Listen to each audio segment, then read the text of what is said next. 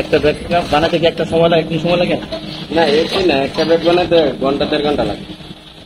অনেক পরিশ্রম করা হয়েছে। কাইটা গুছা বানাতে হয়তো সময় লাগে।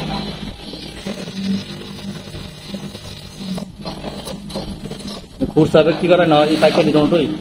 খুচরা বিক্রি করা, পাইকারি হয়। অর্ডার দিলে